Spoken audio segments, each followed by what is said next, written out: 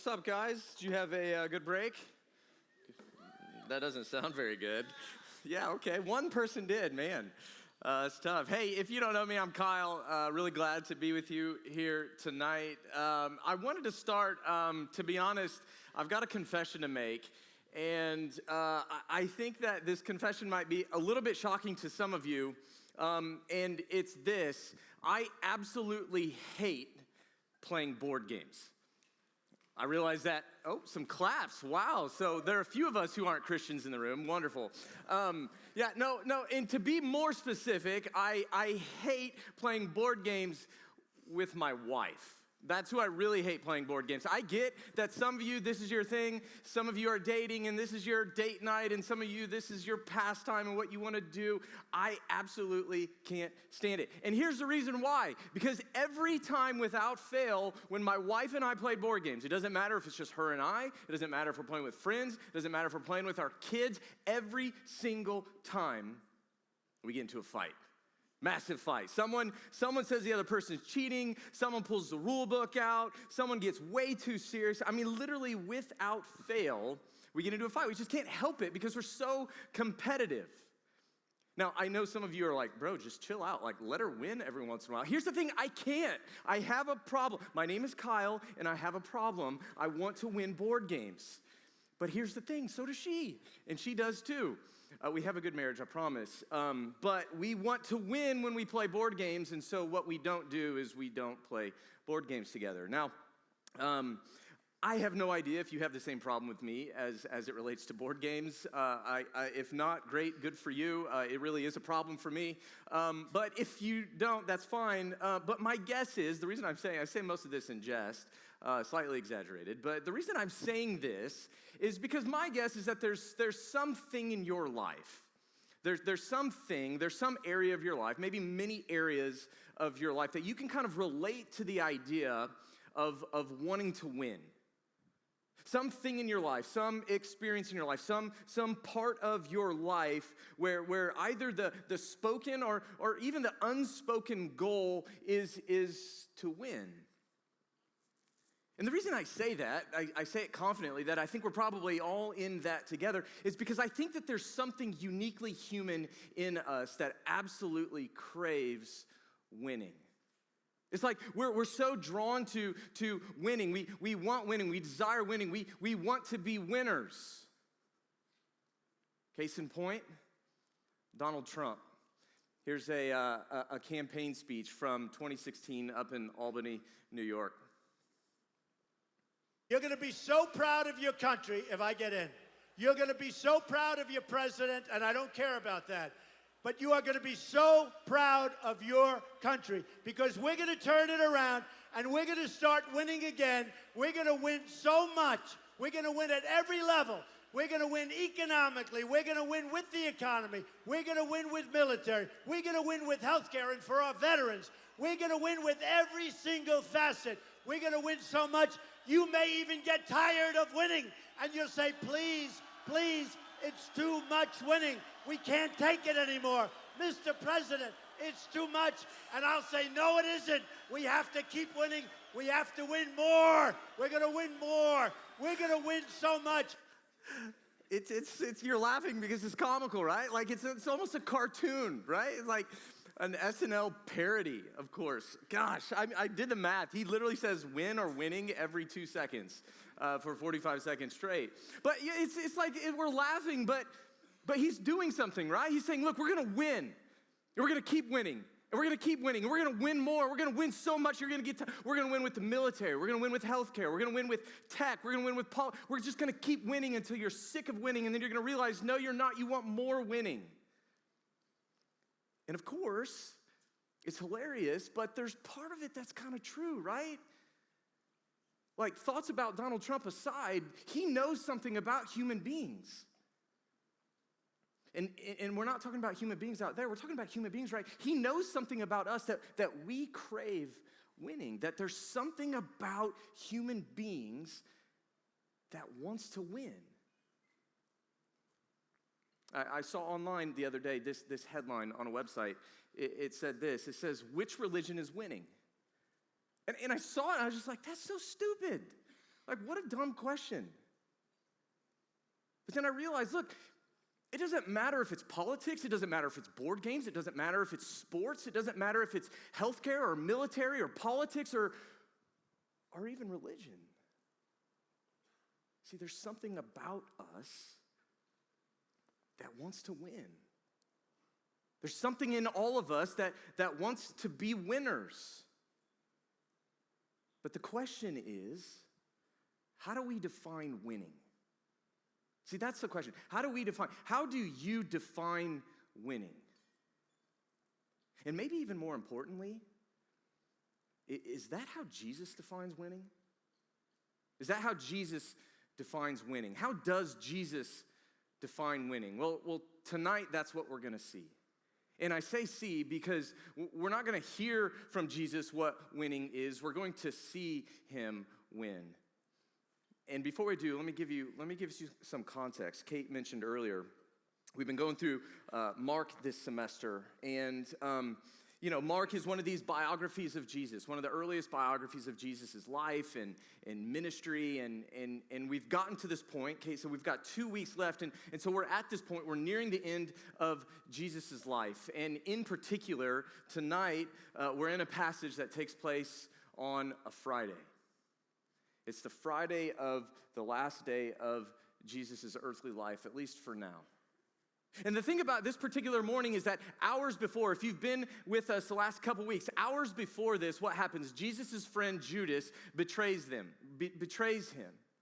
And shortly after Judas betrays Jesus, Jesus is arrested by the Jewish authorities, by the Jewish courts. And then after Jesus is arrested, people start to abandon him. People who'd been following Jesus for years, months, days, weeks, years even in some cases, start to fall away one by one by one. Even Peter, Emily talked a couple weeks ago, even Peter, one of Jesus' closest friends, denies even knowing Jesus. Now, I'm saying this because it's a shocking 180 in the story of Jesus. And that's because just a week before this Friday morning, hundreds of thousands of people had come into Jerusalem for maybe you remember us talking about this a few weeks ago, the Passover festival. So you've got hundreds of thousands of Jews coming into Jerusalem from all over the world for this festival. And so what's going on is that the streets in Jerusalem were filled. Excitement is in the air. Anticipation is building. And while this is all happening in the midst of the crowds, in the midst of the anticipation, excitement, and people, what happens is that Jesus comes over the hill, over the Mount of Olives. We didn't look at this passage, but Jesus comes over the Mount of Olives, and he's riding a donkey. He comes into the city not with a display of power and aggression and force, but he comes in humility on a donkey. Now, you see, the Jews, they rightly understood this moment because for hundreds of years, they'd been anticipating their king. They'd been expecting their king. And now the moment had arrived. Jesus had come to Jerusalem to be crowned as king. And this is what we read in the Gospel of John about this moment. John chapter 12, verse 13. It says, they, the crowds, people, took palm branches and went out to meet Jesus, shouting, Hosanna, blessed is he who comes in the name of the Lord. Blessed is the King of Israel. You see, this word Hosanna here, it means save us. And so as Jesus comes closer to the crowds, the people, they're screaming, save us, to this Jesus riding into town on a donkey. And palm branches, it's not just the closest tree with the closest leaves that people just grab. No, palm branches actually symbolize something. They symbolize victory and freedom. And so what happens is as Jesus gets closer and closer to the city, into further and further into the crowds, people are screaming, they're yelling, save us, Jesus. They're throwing palm branches, victory, freedom. Jesus is here. You see, Jesus was the king that they had expected. These were the shouts of a hopeful people. It was the praise of an expectant people. But the problem was, Jesus ended up not being the king that they thought he was. Jesus wasn't the king that they expected at all, and because Jesus wasn't the king that they expected, he became what? He became the king they rejected, all in just a span of a few days. And so that's where we pick up the story. Friday morning, Mark chapter 15, verse 1. This is very early in the morning. The chief priests with the elders, the teachers of the law, the whole Sanhedrin, this is just the Jewish court, they made their plans. And so they bound Jesus, they led him away and handed him over to Pilate. Now, I want to pause here for a second because what's going on is that the Jewish religious authorities, they didn't actually have the authority to do to Jesus what they wanted to do. See, the Jews for sure wanted to kill him. They'd condemned him already. He'd already been on trial in front of the Jews. They condemned him to death, but they couldn't actually do that. And so what they have to do is they have to transfer him to a Roman authority, to the kind of Roman government. And so think here, Pilate is basically a Roman governor of sorts, put into Jerusalem by Rome to kind of keep the peace. And so that's what's happened. Jesus has been brought by the Jews to Pilate, this Roman governor. And we continue. Are you the king of the Jews? Asked Pilate. You've said so, Jesus replied. The chief priests accused him of many things. And so Pilate again asked him, aren't you going to answer? See how many things they're accusing you of. But Jesus still made no reply. And Pilate was amazed. It's interesting here that just imagine for a second, imagine you're on trial for your life and you're totally innocent and people are accusing you. They're saying terrible things about you, totally untrue things, false things about you in front of a court of law. And Pilate, this governor, says, what do you have to say? And what does Jesus do? Nothing. He stands there in silence. What would we do? We'd probably defend ourselves, wouldn't we? I'm innocent. I didn't do it. It's not me. And Jesus just stands there, and it tells us that this Roman governor was amazed at Jesus' lack of response. It's also interesting, if you read the other Gospels, they tell us that they fill in. Remember, Mark doesn't always give us all the details. He kind of just cuts to the point. Other Gospels tell us that Pilate actually didn't want much to do with this trial. It wasn't really of much interest to him. He kind of assumed that this was more of a kind of Jewish religious thing that the Jews needed to handle, and so he kind of stalls. He goes back and forth. He doesn't really want anything to do with Jesus in this court and this trial, but he also knows that he's there. He's got to keep the peace. There seems to be a growing antagonism towards Jesus. And so he plays one more card, and this is what Pilate does. It says, now it was the custom at the festival to release a prisoner whom the people had requested. A man called Barabbas was in prison with the insurrectionists who had committed murder in the uprising. Next verse. The crowd came up and asked Pilate to do for them what he usually did. Do you want me to release to you the king of the Jews? Asked Pilate, knowing that it was out of self-interest that the chief priests had handed Jesus over to him. See, it's interesting, that word self-interest. Other translations say envy. See, what Pilate knows is that the Jews, they're not concerned with Jesus overthrowing Rome. What the Jews are upset about is that Jesus claims to be God, and so they say that that's blasphemy. But they know that they can't do to Jesus what they want, and so they bring him to the Roman authorities, and they appeal to this idea that Jesus is calling himself a king, that is a direct challenge to Caesar. But Pilate knows that this is all just a game the Jews are playing to have Jesus killed. He knows that it's out of self-interest that the religious leaders handed Jesus over. It's out of envy. They're envy. Did you know? Sometimes I think that we think envy isn't a big deal. Think about this. Envy is one of the sins that led directly to the death of Jesus.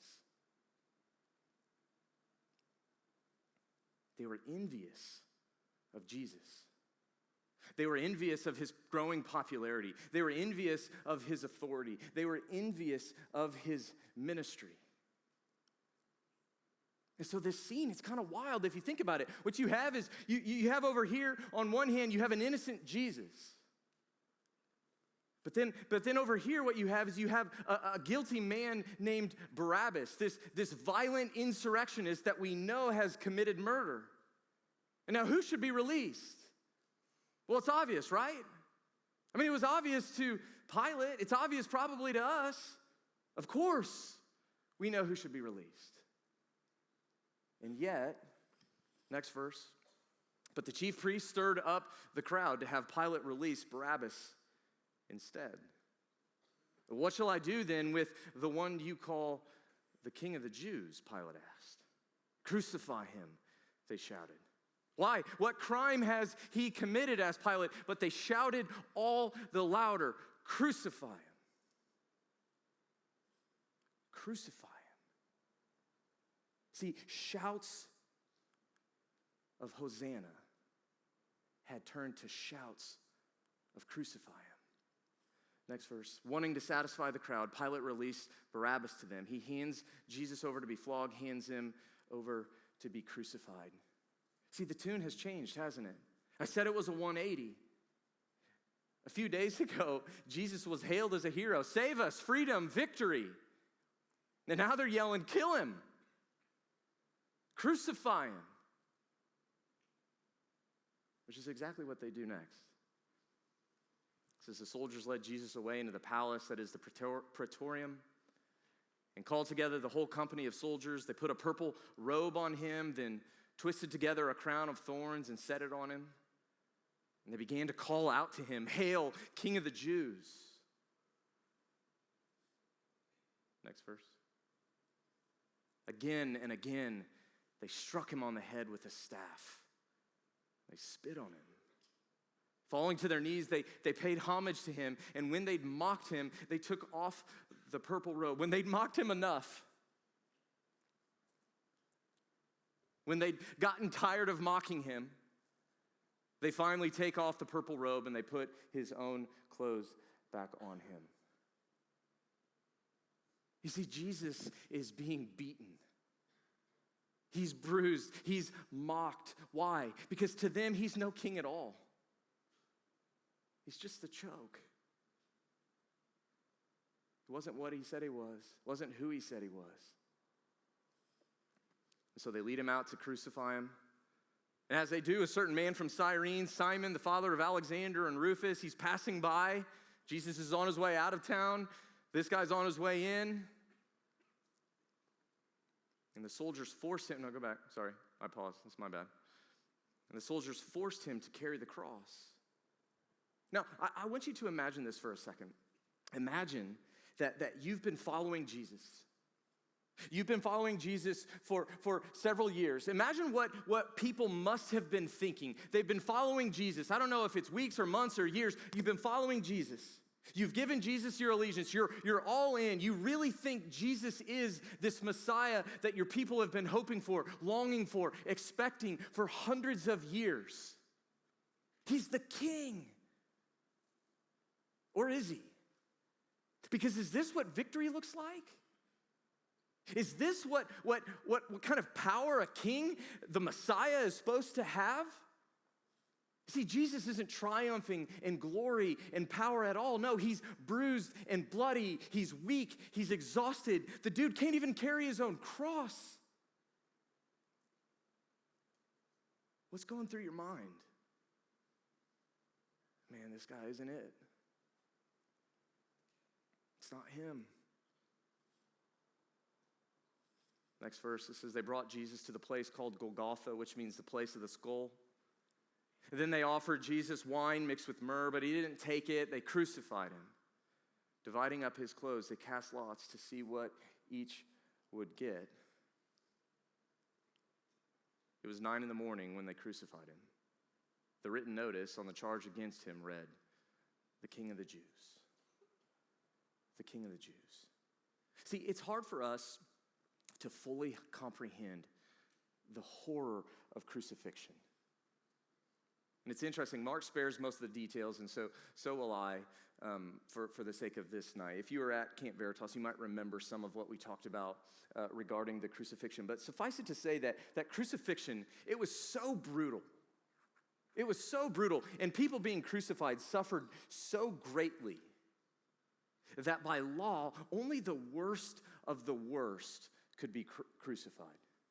It was so shameful, so humiliating, so excruciatingly painful that Roman citizens themselves, by law, weren't allowed to be crucified, regardless of how bad their crimes were. It was so bad, Roman citizens weren't allowed to be crucified. It was reserved for the worst of the worst.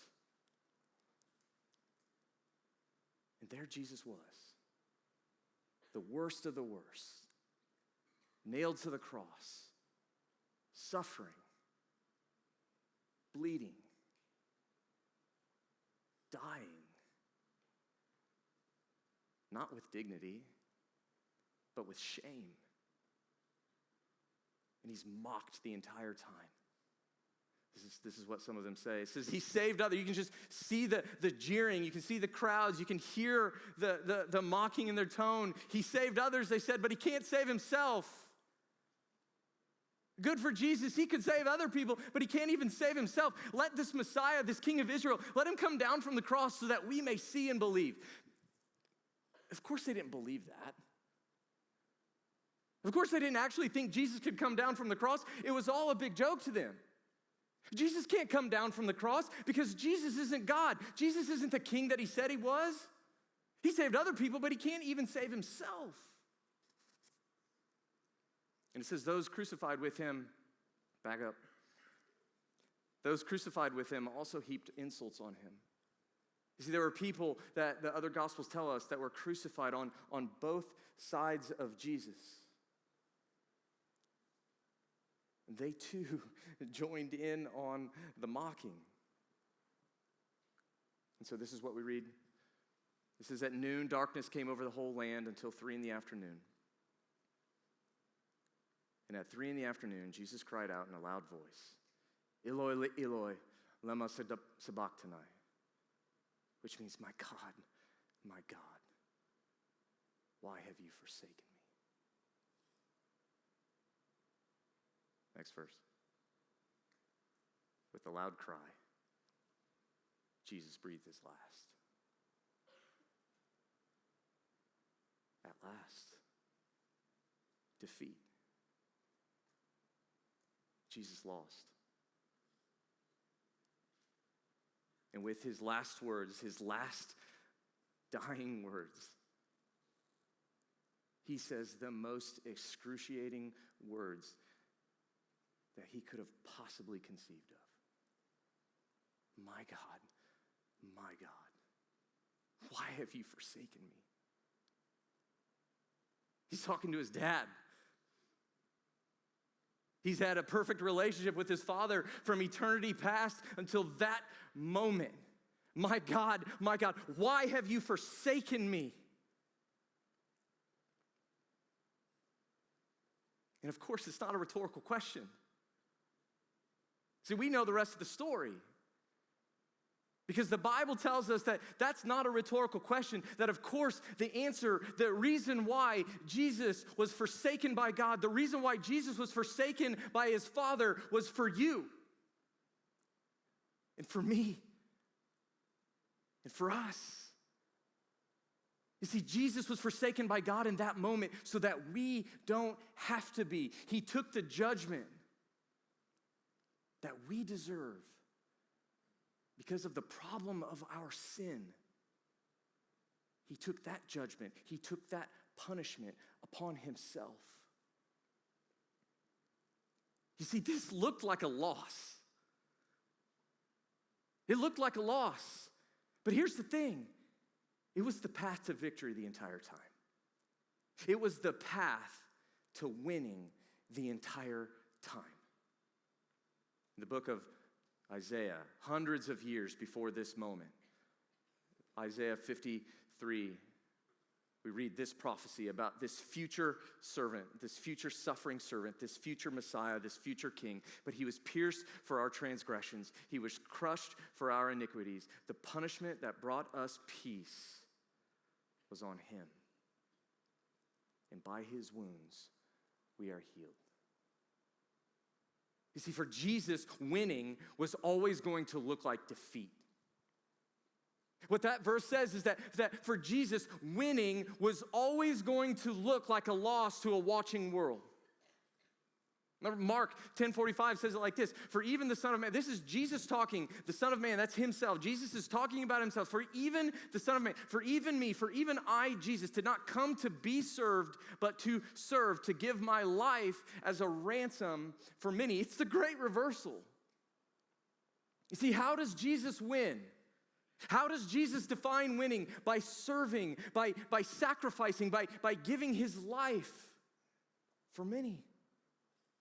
You see, he doesn't win through force and self-exaltation and violence. No, he wins, not like every other king, he wins through humility and self-denial and sacrificial love. See, it doesn't make sense. It doesn't make sense to a watching world. It doesn't make sense to a world of people that don't get it, that can't see Jesus for who he really is. It doesn't make sense. What Jesus did on the cross, it doesn't make sense to people who can't see Jesus for who he really is. It looks stupid. It looks foolish. It looks like defeat. And so that's why Paul writes in 1 Corinthians chapter 1, verse 18. He says, for the message of the cross is foolishness to those who are perishing, but to us who are being saved, it's the power of God. But the message of the cross is foolishness to those who are perishing, but to us who are being saved, it's the power of God. See, what this verse does is it throws a question at us that we can't avoid, that not a single person in this room can get away from. Is the message of the cross, is it foolishness? How do you answer?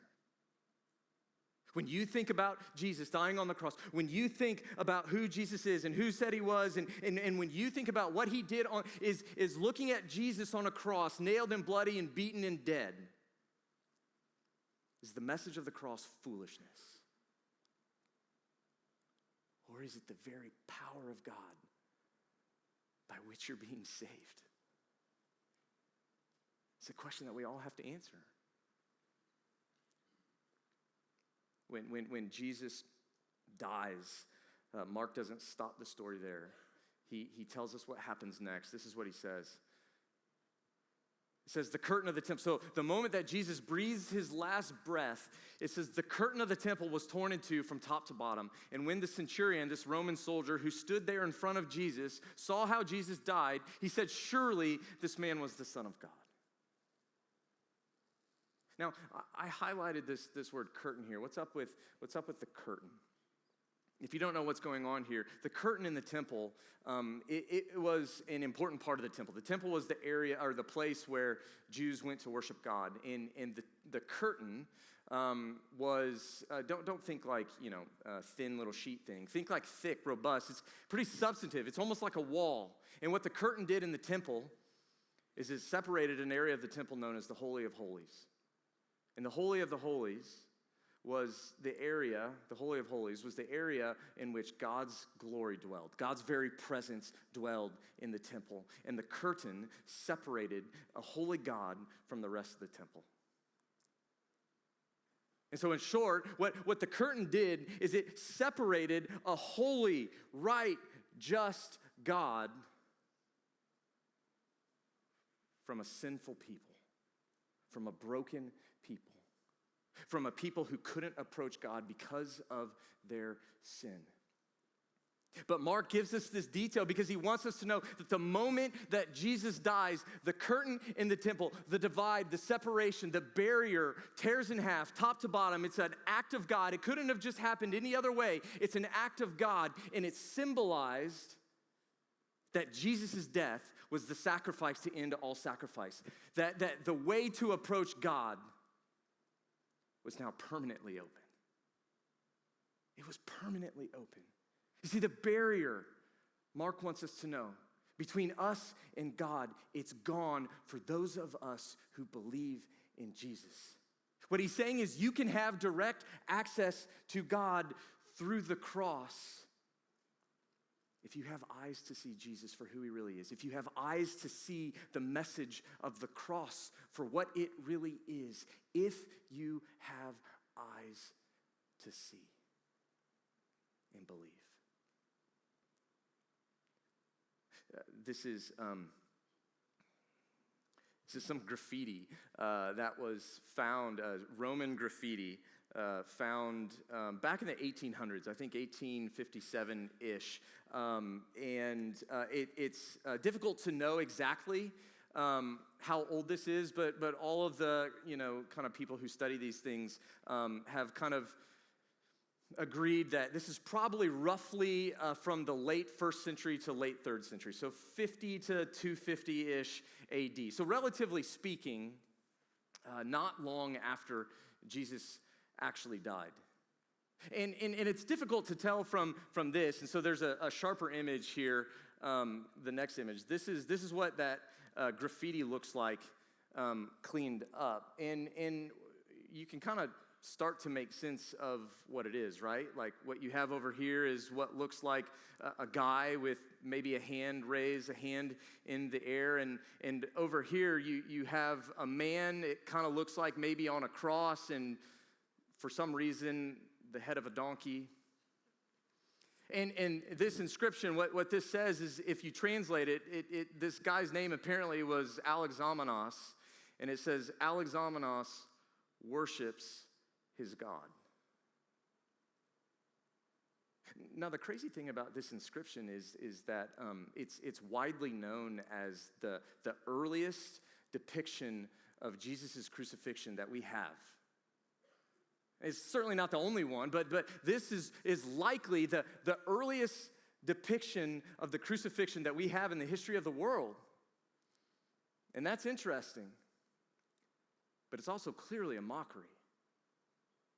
It's graffiti mocking a guy, whoever this dude was, with his hand raised, worshiping God. This guy, and by extension, by the way, Christians,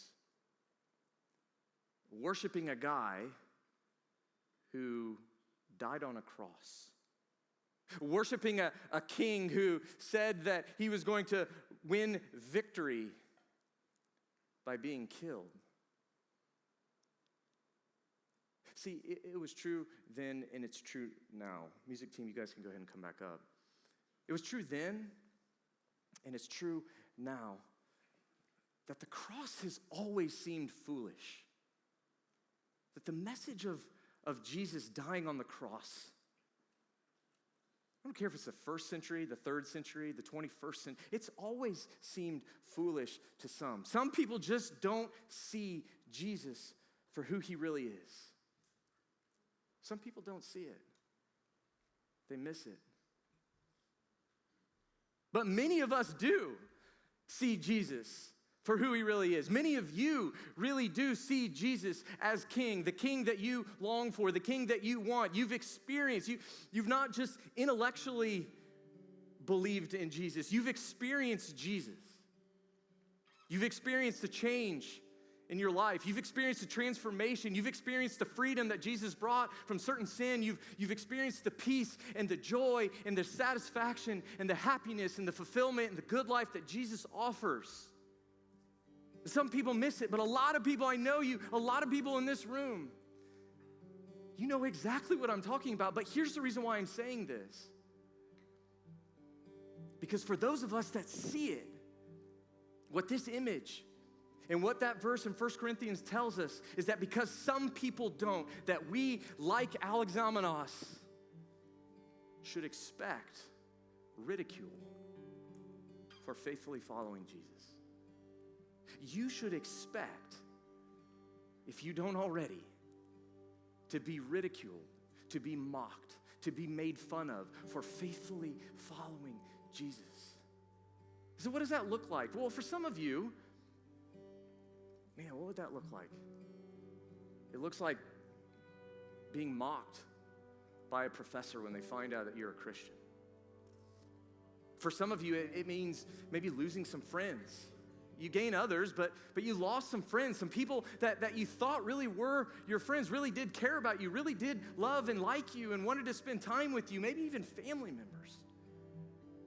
Maybe you lost some of your social status. For others of you, it might mean you need to rethink what you're doing after graduation, where you're moving to, what your job's going to be. Others of us might need to rethink how we date, how we talk, what we do when we're alone, what we do on the weekends. And we should expect to be ridiculed for trying to faithfully follow Jesus. For all of us, it's going to mean choosing things like humility over pride, serving others instead of serving ourselves. It's going to look like self-denial instead of self-fulfillment. That's a hard one. We're going to have to self-sacrifice and love, not just when it's easy, but when it's hard, especially when it's hard. Especially when it's hard. And here's the thing. Guys, when we do this, when we leave these doors, and that's how we live, when we're committed to being a people because of who Jesus is, we're being a people committed to living faithfully for Jesus, following Jesus faithfully. What that means is that when we leave these doors, expect to be ridiculed, expect to be seen as foolish, expect to be mocked, expect to be looked at like a loss. Because that's what it looks like. Except Paul says, but to those who are being saved, the message of the cross is the power of God. You see, what I want to say tonight is we're reflecting on Jesus' death on the cross. What I want to say is that following Jesus, it means that sometimes winning is going to come through what looks like losing to everyone else. That sometimes winning is going to look like defeat when we're following Jesus. But that's the way of the cross. It's the way of Jesus. And it's the life that Jesus is calling us into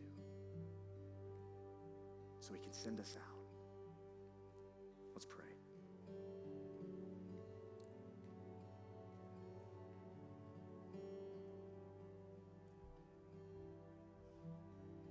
Oh, Jesus, we come before you and